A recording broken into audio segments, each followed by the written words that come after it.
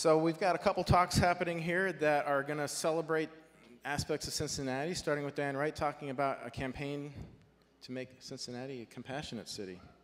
Thanks, Joe. Hi, everybody. I'm Diane Wright. Thank you, Joe, for everything you've done to make this happen tonight. I want to start with a mantra of mine because I'm the classic, irritatingly happy, kind person among my friends and family. So we're going to be a little bit touchy-feely as we talk about this. But I have a dream. I want to make Cincinnati an internationally certified city of compassion. And it is doable. Yeah, it's worth clapping for. So those of you who might have hesitated and said, really, Cincinnati? I want you to think for a minute about what you would imagine a compassionate city would look like and where you think we are, because this right here in the middle is where our conversation needs to take place. I'm from Cleveland, so I'm happy to be here.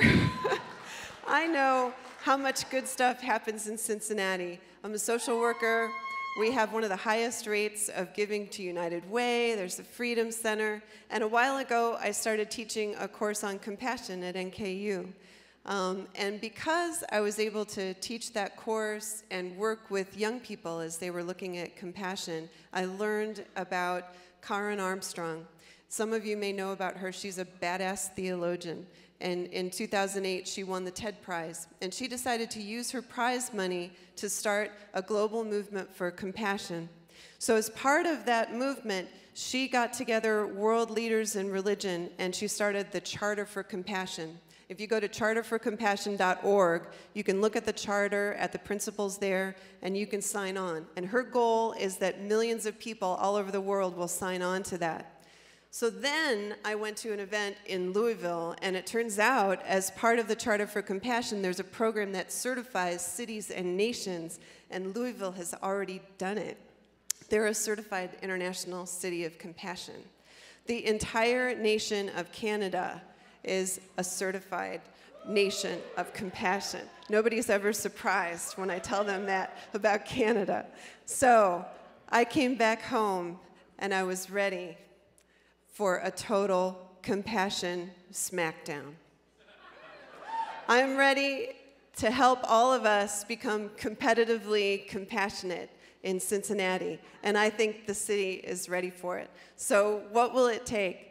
The International Institute for Compassionate Cities, which is part of the Charter for Compassion, has a list of criteria that cities have to meet. We have to meet with our leadership body, which we've started doing. We have to get a proclamation, and we have to get everybody involved in the charter. We even have a steering team.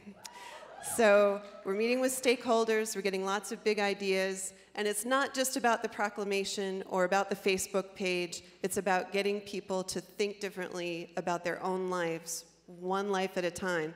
Because it's not enough just to sign a proclamation or to say you're compassionate, it's about thinking about how you treat each and every person with true respect, both face-to-face and behind their backs.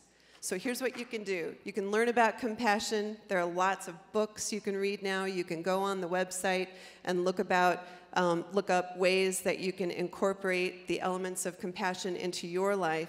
And that's something that I hope all of us will do, because it might change your perspective on things. It might change the way that you see yourself. You might think about compassion for yourself, which is where it all begins. And as a social worker who works with a lot of people who suffer, I can tell you that.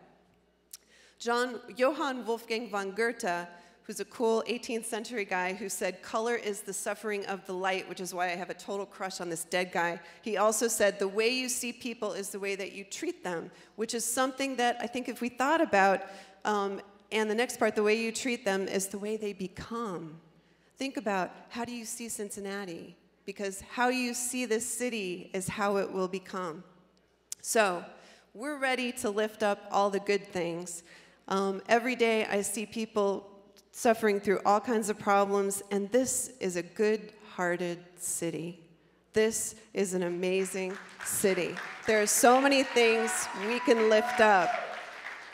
So I want you to think about how you see the world. Dalai Lama said, choose to be optimistic. It feels better, and I think that's true.